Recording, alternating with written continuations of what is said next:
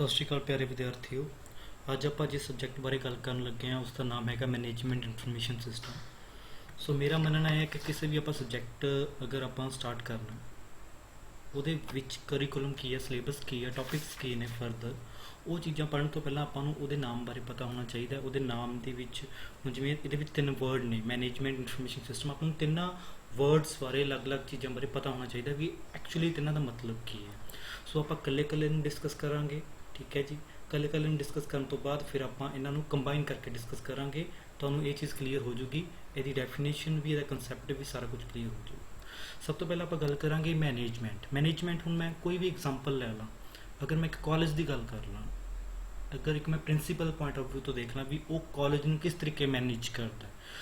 ਅਗਰ ਉਹਨਾਂ ਨੇ ਕੋਈ ਕਾਲਜ ਦੇ ਵਿੱਚ ਕੋਈ ਸਪੋਜ਼ ਕੋਈ ਉਹਨਾਂ ਨੇ ਡਿਪਾਰਟਮੈਂਟ ਹੀ ਉਹ ਕਰਨਾ, ਉਹਨਾਂ ਨੇ ਕੋਈ ਨਵਾਂ ਡਿਪਾਰਟਮੈਂਟ ਔਰਗੇਨਾਈਜ਼ ਕਰਨਾ ਹੈ, ਨਵਾਂ ਡਿਪਾਰਟਮੈਂਟ ਕੋਈ ਨਵਾਂ ਪ੍ਰੋਗਰਾਮ ਔਰਗੇਨਾਈਜ਼ ਕਰਨਾ ਹੈ, ਤਾਂ ਸਭ ਤੋਂ ਪਹਿਲਾਂ ਉਹ ਕੀ ਕਰਨਗੇ, ਇੱਕ ਉਸ ਪਰਟੀਕੂਲਰ ਟਾਸਕ ਨੂੰ ਜਿਹੜਾ ਵੀ ਹੈਗਾ ਉਸ ਨੂੰ ਲੈ ਕੇ ਉਹ ਪਲੈਨਿੰਗ ਕਰਨਗੇ, ਠੀਕ ਹੈ ਜੀ।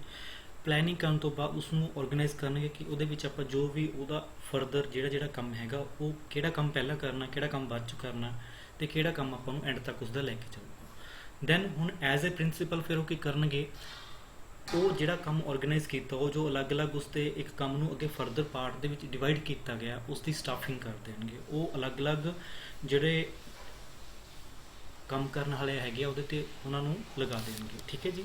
ਉਸ ਤੋਂ ਬਾਅਦ ਕੀ ਹੋਊਗਾ, ਡਾਇਰੈਕਸ਼ਨਸ ਦਿੱਤੀਆਂ ਜਾਣਗੀਆਂ ਕਿ ਤਾਂ ਕੰਮ ਨੂੰ ਤੁਸੀਂ ਇਹ ਕੰਮ ਕਰਨਾ, ਕਿਵੇਂ ਕਰਨਾ, ਕਿਹੜਾ ਟੀਚਰ ਕਿਹੜਾ ਕੰਮ ਕਰੂਗਾ, ਐਡਮਿਨਿਸਟ੍ਰੇਸ਼ਨ ਪੱਧਰ 'ਤੇ ਕਿਵੇਂ ਕੰਮ ਹੋਣਗੇ, ਠੀਕ ਹੈ ਜੀ। ਕਲਾਸ ਲੈਵਲ 'ਤੇ ਟੀਚਰਸ ਕਿਹੜੇ ਟੀਚਰ ਕਿਹੜੀ ਕਲਾਸਿਸ ਨੂੰ ਪੜ੍ਹਾਉਣਗੇ, ਸਾਰਾ ਕੁਝ।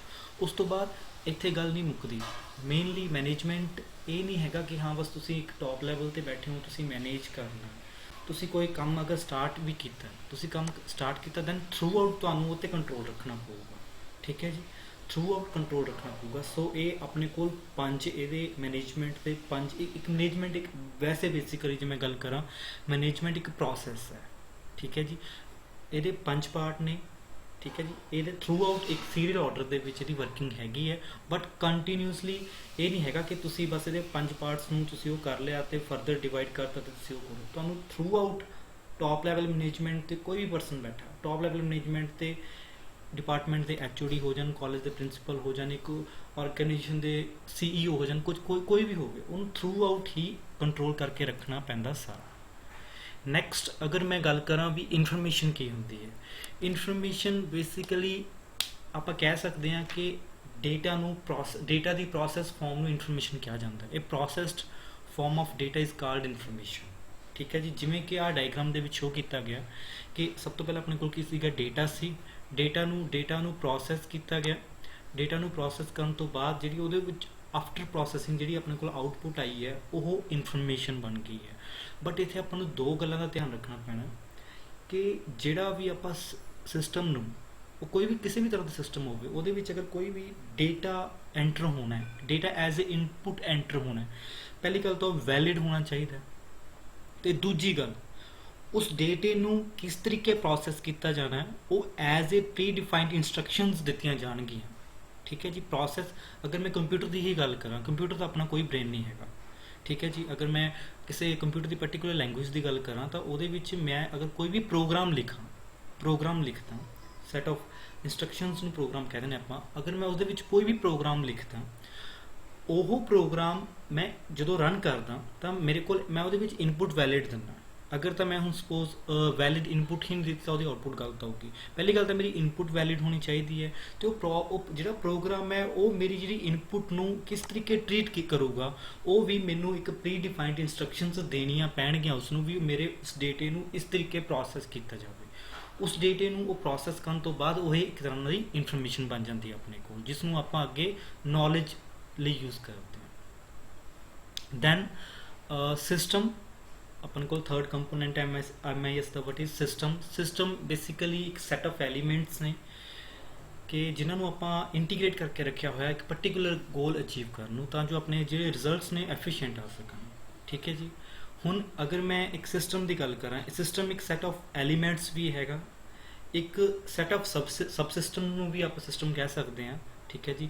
ਹੁਣ ਸਿਸਟਮ ਕੀ ਹੈ, ਵੈਸੇ ਬੇਸਿਕਲੀ ਜੇ ਮੈਂ ਇੱਕ ਗੱਲ ਕਰਾਂ ਵੀ ਅਗਰ ਮੇਰੇ ਕੋਲ ਇੱਕ ਪ੍ਰੋਬਲਮ ਹੈ, ਉਹ ਪ੍ਰੋਬਲਮ ਨੂੰ ਮੈਂ ਫਰਦਰ ਪਾਰਟਸ ਦੇ ਵਿੱਚ ਡਿਵਾਈਡ ਕਰ ਲਿਆ, ਉਹਦੇ ਮੈਂ ਅਲੱਗ-ਅਲੱਗ ਮੋਡਿਊਲਸ ਬਣਾ ਲਏ ਨੇ, ਠੀਕ ਹੈ ਜੀ। ਉਸ ਪ੍ਰੋਬਲਮ ਨੂੰ ਮੈਂ ਮੋਡੂਲੈਰਿਟੀ ਕ੍ਰਾਈਟੇਰੀਆ ਵਿੱਚ ਲੈ ਕੇ ਆਇਆ। ਕਿਉਂਕਿ ਉਹ ਪ੍ਰੋਬਲਮ ਨੂੰ ਇਨ ਡੈਪਥ ਉਹਦਾ ਅਨਾਲਿਸਿਸ ਕਰਨ ਲਈ, ਉਹਨੂੰ ਚੰਗੀ ਤਰ੍ਹਾਂ ਸਮਝਣ ਲਈ ਸੌਖਾ ਹੋ ਸਕੇ, ਰੈਦਰ ਦੈਨ ਕਿ ਮੈਂ ਉਹ ਪੂਰੇ ਪਾਰਟ ਨੂੰ ਐਜ਼ ਏ ਪ੍ਰੋਬਲਮ ਨੂੰ ਅੰਡਰਸਟੈਂਡ ਕਰਾਂ। ਤਾਂ ਮੇਰੇ ਲਈ ਸੌਖਾ ਹੈਗਾ ਕਿ ਮੈਂ ਅਲੱਗ ਉਸ ਪ੍ਰੋਬਲਮ ਨੂੰ ਡਿਵਾਈਡ ਕਰਕੇ ਅਲੱਗ-ਅਲੱਗ ਮੋਡਿਊਲਸ ਦੇ ਵਿੱਚ ਤਿਆਰ ਕਰਾਂ ਅਤੇ ਉਹ ਇਕੱਲੇ ਮੋਡਿਊਲਸ ਨੂੰ ਸੋਲਵ ਕਰਾਂ, ਦੈਨ ਉਹਨਾਂ ਦਾ ਰਿਜ਼ਲਟ ਕੰਪਾਈਲ ਕਰਾਂ। ਸੋ ਇਹੀ ਇੱਕ ਸਬ ਸਿਸਟਮਸ ਦੀ ਗੱਲ ਹੈਗੀ ਹੈ ਕਿ ਸਿਸਟਮ ਤੋਂ ਸਬ ਸਿਸਟਮ, ਦੈਨ ਉਹ ਮੋਡਿਊਲਸ ਦੀ ਜਿਨ੍ਹਾਂ ਬਾਰੇ ਮੈਂ ਗੱਲ ਕਰ ਰਿਹਾ ਉਹ ਮੋਡਿਊਲਸ ਦੀ ਗੱਲ ਹੈ। ਦੈਨ ਹੁਣ ਗੱਲ ਹੋ ਗਈ ਵੀ ਜਿਹੜੇ ਉਹ ਮੋਡਿਊਲਸ ਨੇ, ਅਗਰ ਤਾਂ ਉਹ ਜਿਹੜੇ ਮੋਡਿਊਲਸ ਨੇ ਇੱਕ ਸਿਸਟਮ ਦੇ ਅੱਗੇ ਸਬ ਪਾਰਟਸ ਦੇ ਵਿੱਚ ਮੋਡਿਊਲਸ ਨੇ, ਅਗਰ ਤਾਂ ਉਹ ਆਪਸ ਦੇ ਵਿੱਚ ਇੰਟਰਲੇਟਡ ਨੇ, ਇੰਟਰਲੇਟਡ ਮਤਲਬ ਵੀ ਉਹ ਇੱਕ ਦੂਜੇ ਤੋਂ ਇਨਪੁਟਸ ਲੈ ਰਹੇ ਨੇ, ਆਪਸ ਦੇ ਵਿੱਚ ਕਮਿਊਨੀਕੇਟ ਕਰਕੇ ਕੰਮ ਕਰ ਰਹੇ ਨੇ, ਤਾਂ ਉਸ ਨੂੰ ਆਪਾਂ ਕਪਲਿੰਗ ਕਹਿੰਦੇ ਆ। ਅਗਰ ਜਿਹੜੇ ਉਹ ਮੋਡਿਊਲਸ ਨੇ, ਇੱਕ ਮੋਡਿਊਲ ਆਪਣੇ ਆਪ ਦੇ ਵਿੱਚ ਹੀ ਇੱਕ ਪਰਟੀਕੂਲਰ ਕੰਮ ਕਰ ਰਿਹਾ, ਵੀ ਉਹ ਨਾ ਤਾਂ ਦੂਸਰੇ ਤੋਂ ਉਹਦੀ ਕੋਈ ਇਨਪੁਟ ਆ ਰਹੀ ਹੈ, ਨਾ ਉਹ ਆਪਣਾ ਕੰਮ ਕਰਕੇ ਆਪਣੀ ਆਊਟਪੁੱਟ ਦੂਸਰੇ ਨੂੰ ਐਜ਼ ਇਨਪੁਟ ਦੇ ਰਿਹਾ, ਅਗਰ ਉਹ ਆਪਣੇ ਆਪ ਦੇ ਵਿੱਚ ਆਪਣਾ ਸਾਰਾ ਕਰ ਰਹੇ ਆ, ਉਹ ਉਸ ਨੂੰ ਆਪਾਂ ਕੋਹੀਜ਼ਨ ਕਹਿੰਦੇ ਆ। ਸੋ ਇਸ ਦੇ ਵਿੱਚ ਕੀ ਹੈ ਕਿ ਅਗਰ ਆਪਾਂ ਕੰਪਿਊਟਰ ਦੇ ਵਿੱਚ ਆਪਾਂ ਕੋਈ ਵੀ ਸਿਸਟਮ ਦੇ ਵਿੱਚ ਕੋਈ ਵੀ ਸੌਫਟਵੇਅਰ ਆਪਾਂ ਤਿਆਰ ਕਰਦੇ ਹਾਂ, ਤਾਂ ਸੌਫਟਵੇਅਰ ਦਾ ਇੱਕ ਕ੍ਰਾਈਟੇਰੀਆ ਹੈਗਾ, ਸੌਫਟਵੇਅਰ ਇੰਜੀਨੀਅਰਿੰਗ ਦਾ ਇੱਕ ਬੇਸਿਕਲੀ ਕ੍ਰਾਈਟੇਰੀਆ ਹੈਗਾ ਕਿ ਜਿਹੜਾ ਤੁਹਾਡਾ ਸੌਫਟਵੇਅਰ ਹੈ ਉਹਦੇ ਵਿੱਚ ਕਪਲਿੰਗ ਘੱਟੋ ਘੱਟ ਹੋਣੀ ਚਾਹੀਦੀ ਹੈ, ਕੋਹੀਜ਼ਨ ਵੱਧ ਤੋਂ ਵੱਧ ਹੋਣਾ ਚਾਹੀਦਾ। ਮਤਲਬ ਮੰਨ ਲਓ ਵੀ ਕੱਲ੍ਹ ਨੂੰ ਇੱਕ ਮੋਡਿਊਲ ਦੇ ਵਿੱਚ ਅਗਰ ਆਪਾਂ ਨੂੰ ਚੇਂਜ ਕਰਨੀ ਪੈਂਦੀ ਹੈ, ਤਾਂ ਉਹ ਦੂਸਰੇ ਦੇ ਨਾਲ ਇੰਨਾ ਇੰਟਰਲੇਟਡ ਨਾ ਹੋਵੇ ਕਿ ਇੱਕ ਦੇ ਵਿੱਚ ਚੇਂਜ ਕਰਨ ਨਾਲ ਮੈਨੂੰ ਸਾਰਿਆਂ 'ਚ ਚੇਂਜ ਕਰਨਾ ਪਵੇ। ਸੋ ਇਹ ਗੱਲ ਸੀਗੀ ਸਿਸਟਮ ਦੀ। ਅੱਗੇ ਆਪਾਂ ਇਹਨਾਂ ਤਿੰਨਾਂ ਬਾਰੇ ਪੜ੍ਹਨ ਤੋਂ ਬਾਅਦ ਵੀ what is management, what is information, what is system, ਤਿੰਨਾਂ ਚੀਜ਼ਾਂ ਅਲੱਗ-ਅਲੱਗ ਸਮਝਣ ਤੋਂ ਬਾਅਦ ਆਪਾਂ ਗੱਲ ਕਰਾਂਗੇ ਕਿ ਹੁਣ ਆਪਾਂ ਗੱਲ ਕਰਾਂਗੇ ਤਿੰਨਾਂ ਨੂੰ ਕੰਬਾਈਨ ਕਰਕੇ ਵੀ ਮੈਨੇਜਮੈਂਟ ਕੀ ਹੈ, ਇਨਫੋਰਮੇਸ਼ਨ ਕੀ ਹੈ, ਸਿਸਟਮ ਕੀ ਹੈ। ਹੁਣ ਵੈਸੇ ਬੇਸਿਕਲੀ ਆਪਾਂ ਜਿਵੇਂ ਇੱਥੇ ਗੱਲ ਕੀਤੀ ਸੀ, ਇੱਥੇ ਡੇਟਾ ਨੂੰ ਵੈਲਿਡ ਇਨਪੁਟਸ, ਜਿਹੜਾ ਇਨਪੁਟ ਡੇਟਾ ਹੈਗਾ ਉਹਦੀ ਇਨਪੁਟ ਵੈਲਿਡ ਹੋਣੀ ਚਾਹੀਦੀ ਹੈ ਅਤੇ ਪ੍ਰੀ ਡਿਫਾਈਨਡ ਇੰਸਟਰਕਸ਼ਨ ਦੇਵਾਂਗੇ ਆਪਾਂ ਤਾਂ ਜੋ ਉਸ ਨੂੰ ਪ੍ਰੋਸੈਸ ਕਰਕੇ ਇਨਫੋਰਮੇਸ਼ਨ ਬਣਾਇਆ ਜਾ ਸਕੇ। ਹੁਣ ਇੱਥੇ ਵੀ ਉਹੀ ਗੱਲ ਹੈ, ਇੱਕ MIS ਦਾ ਕੰਸੈਪਟ ਹੈ ਜਿਸ ਦੇ ਵਿੱਚ ਡਾਇਗਰਾਮ ਦੇ ਵਿੱਚ ਆਪਾਂ ਸ਼ੋਅ ਕਰ ਰਹੇ ਹਾਂ ਕਿ ਸਟਾਰਟਿੰਗ ਤੇ ਆਪਾਂ ਨੂੰ ਇਨਪੁਟ ਦੇ ਰਹੇ ਹਾਂ ਆਪਾਂ ਡੇਟਾ, ਉਸ ਤੋਂ ਬਾਅਦ ਜਿਹੜੀ ਆਪਣੇ ਕੋਲ MIS ਹੈ, ਮੈਨੇਜਮੈਂਟ ਇਨਫੋਰਮੇਸ਼ਨ ਸਿਸਟਮ, ਇੱਕ ਤਰ੍ਹਾਂ ਦਾ ਕੰਪਿਊਟਰ ਸਿਸਟਮ ਹੈ, ਉਹਦੇ ਆਪਣੇ ਵਿੱਚ ਬੇਸਿਕਲੀ ਆਪਣੇ ਕੋਲ 4 ਕੰਪੋਨੈਂਟਸ ਨੇ। ਪ੍ਰੋਸੈਸਿੰਗ ਲੌਜਿਕ ਆ ਗਿਆ ਜਿਸ ਨੂੰ ਪ੍ਰੋਸੈਸਰਸ ਕਹਿ ਦਿੰਦੇ ਆ, ਹਾਰਡਵੇਅਰ ਮਸ਼ੀਨ ਆ ਗਈ, ਕੰਪਿਊਟਰ ਆ ਗਿਆ ਆਪਣਾ, ਪੀਪਲ ਆ ਗਏ, ਹਿਊਮਨ ਬੀਇੰਗ ਆ ਗਏ, ਤੇ ਡੇਟਾਬੇਸ ਤੇ ਇਹ ਕੰਪਲੀਟ ਡੇਟਾ ਮਾਡਲ ਆ ਗਿਆ ਜਿਸ ਦੇ ਬੇਸਿਸ ਤੇ ਉਹ ਪ੍ਰੋਸੈਸ ਕਰਨ ਤੋਂ ਬਾਅਦ ਆਪਣੇ ਕੋਲ ਆਊਟਪੁੱਟ ਐਜ਼ ਏ ਇਨਫੋਰਮੇਸ਼ਨ ਆਉਂਦੀ ਹੈ। ਇਨਫੋਰਮੇਸ਼ਨ ਆਊਟਪੁੱਟ ਆਉਣ ਤੋਂ ਬਾਅਦ ਆਪਾਂ ਉਸ ਨੂੰ ਡਿਸੀਜ਼ਨ ਮੇਕਿੰਗ ਫੇਜ਼ ਲਈ ਭੇਜਾਂਗੇ ਜਿਸ ਦੇ ਵਿੱਚ ਉਹ ਇਨਫੋਰਮੇਸ਼ਨ ਦੀ ਜਜਮੈਂਟ ਕੀਤੀ ਜਾਵੇਗੀ, ਠੀਕ ਹੈ ਜੀ। ਹੁਣ ਜੋ ਵੀ ਪਰਸਨ ਉਸ ਇਨਫੋਰਮੇਸ਼ਨ ਨੂੰ ਯੂਜ਼ ਕਰੂਗਾ ਉਹ ਆਪਣੇ ਸਕਿੱਲ ਤੇ ਐਕਸਪੀਰੀਅੰਸ ਦੇ ਬੇਸਿਸ ਤੇ ਉਹਨੂੰ ਚੈੱਕ ਕਰਨਗੇ, ਉਹਨੂੰ ਇਵੈਲੂਏਟ ਕਰਨਗੇ, ਠੀਕ ਹੈ ਜੀ। ਉਸ ਤੋਂ ਬਾਅਦ ਆਪਣੇ ਕੋਲ ਉਹਨਾਂ ਨੇ ਕੋਈ ਡਿਸੀਜ਼ਨ ਤਿਆਰ ਕੀਤਾ। ਹੁਣ ਆਪਣੇ ਕੋਲ ਇੱਥੇ ਕੀ ਚੁਆਇਸ ਫੇਜ਼ ਤੇ ਕੀ ਆਇਆ ਵੀ ਆਪਣੇ ਕੋਲ ਬਹੁਤ ਸਾਰੇ ਫਿਜ਼ੀਬਲ ਸੋਲਿਊਸ਼ਨਸ ਆਏ ਨੇ ਕਿਸੇ ਵੀ ਪ੍ਰੋਬਲਮ ਤੇ, ਠੀਕ ਹੈ ਜੀ।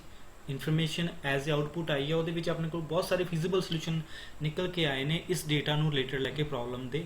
ਹੁਣ ਇੱਥੇ ਆਪਾਂ ਡਿਸੀਜ਼ਨ ਮੇਕਿੰਗ ਕੀ ਕਰਨੀ ਹੈ ਕਿ ਆਪਟੀਮਲ ਜਿਹੜਾ ਆਪਣਾ ਡਿਸੀਜ਼ਨ ਹੈਗਾ, ਆਪਟੀਮਲ ਸੋਲਿਊਸ਼ਨ ਹੈਗਾ ਕਿਸੇ ਪ੍ਰੋਬਲਮ ਨੂੰ ਸੋਲਵ ਕਰਨ ਲਈ, ਉਹ ਆਪਾਂ ਫਾਈਂਡ ਆਊਟ ਕਰਨਾ, ਉਹ ਇਵੈਲੂਏਟ ਕਰਨਾ, ਦੈਨ ਉਹਦੀ ਇੰਪਲੀਮੈਂਟੇਸ਼ਨ ਹੋਊਗੀ। ਇੰਪਲੀਮੈਂਟੇਸ਼ਨ ਤੋਂ ਹੋਣ ਤੋਂ ਬਾਅਦ ਉਸ ਦੀ ਪਰਫਾਰਮੈਂਸ ਕੰਟੀਨਿਊਸਲੀ ਚੈੱਕ ਕੀਤੀ ਜਾਊਗੀ। ਸੋ ਇਹ ਸੀਗਾ ਸਾਰਾ ਤੁਹਾਡੇ ਸਾਹਮਣੇ management information system. Thank you very much.